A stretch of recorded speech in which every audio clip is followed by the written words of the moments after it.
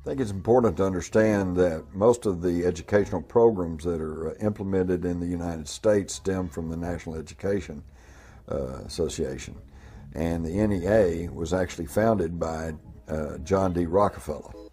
And John D. Rockefeller, I think, voiced the beliefs of this ruling elite that wants to try to homogenize our education system when he was quoted as saying, "I don't want a nation of thinkers, I want a nation of workers."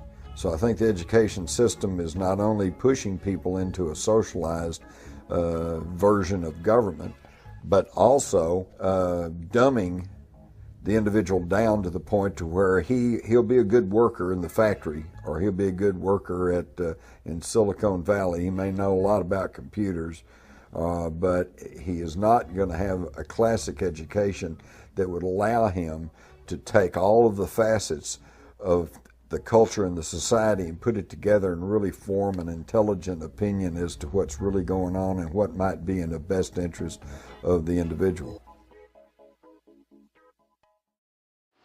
Now let's shift to the basis of your question, which is Rockefeller and Carnegie and J.P. Morgan. These people saw a different kind of utopia. They thought that this material abundance, since they had abandoned a belief in a creator or an afterlife, this material abundance was the best that a human life could aim for. And to do that, the family had to be moved off center stage, and the children had to be processed like raw materials. These are the people who saw to it with their influence that when legislation that was wildly radical based on any past model was proposed, that the right legislators would vote that legislation through. They saw to it that money was available to build these vast piles of brick and stone and to drain children out of the community by the force of law, mind you, because they don't teach the way children learn, nor can they teach the way children learn. That's not what they're set up to do. They're set up to produce a predictable, homogeneous, safe product. They're set up to sort people into occupational categories, roughly consonant with what the current economy demands. The whole system, because we have two hemispheres of the brain, the left brain, which is about words and this world reality and, the perception of this reality.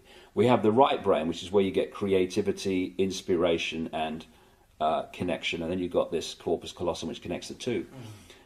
First of all, we use a fraction of our brains. Why is that? And the other thing is that what the system does is it turns out left brain prisoners. They run the system. And it does it by putting information through schools and colleges and universities into the left brain, which it then says at time of an exam, give me all that back. And if you tell me what I've told you well enough to believe, then you'll pass the exam and you'll be very successful.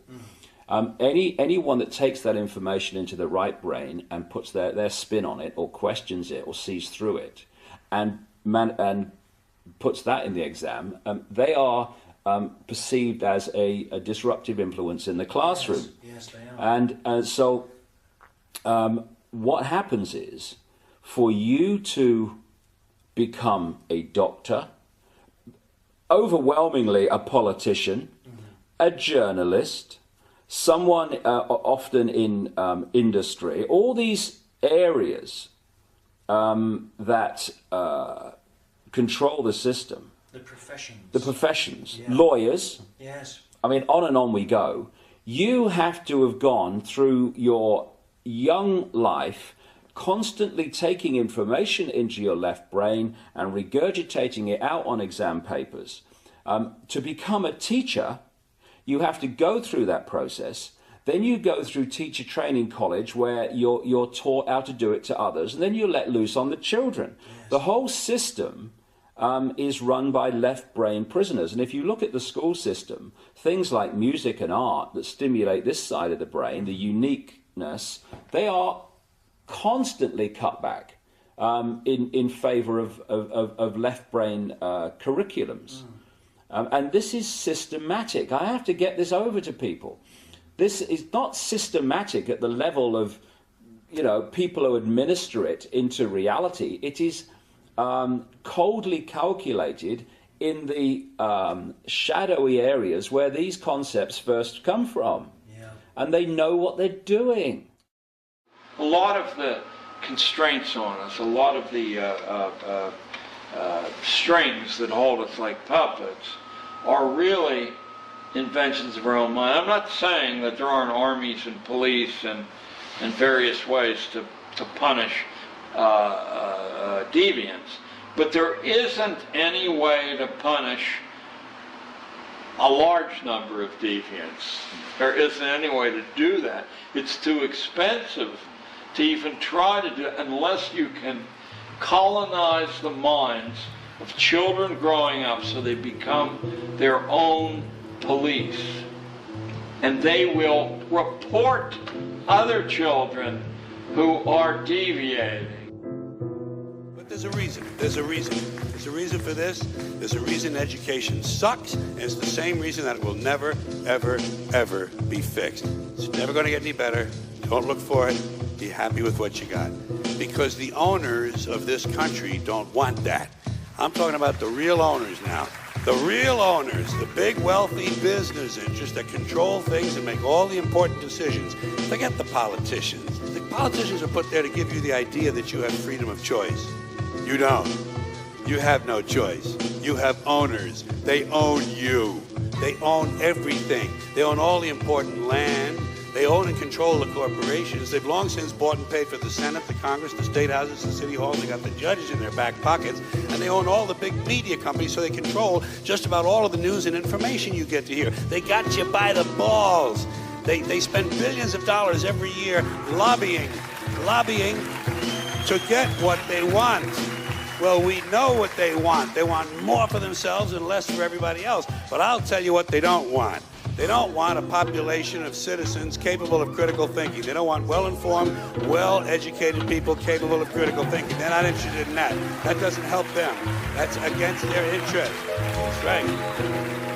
They don't want people who are smart enough to sit around the kitchen table and figure out how badly they're getting fucked by a system that threw them overboard 30 fucking years ago. They don't want that. You know what they want? They want obedient workers. Obedient workers. People who are just smart enough to run the machines and do the paperwork and just dumb enough to passively accept all these increasingly shittier jobs with the lower pay, the longer hours, the reduced benefits, the end of overtime, and the vanishing pension that disappears the minute you go to collect it. And now they're coming for your Social Security money. They want your fucking retirement money. They want it back so they can give it to their criminal friends on Wall Street. And you know something? They'll get it. They'll get it all from you sooner or later because they own this fucking place. It's a big club, and you ain't in it. You and I are not in the big club. By the way, it's the same big club they used to beat you over the head with all day long, where they tell you what to believe all day long, beating you over the head in their media, telling you what to believe, what to think, and what to buy.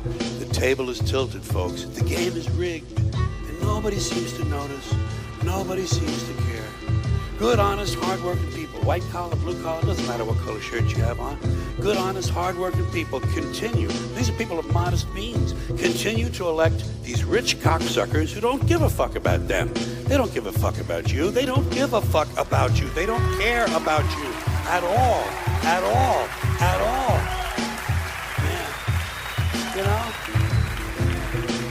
And nobody seems to notice, nobody seems to care. That's what the owners count on, the fact that Americans will probably remain willfully ignorant of the big red, white, and blue dick that's being jammed up their assholes every day.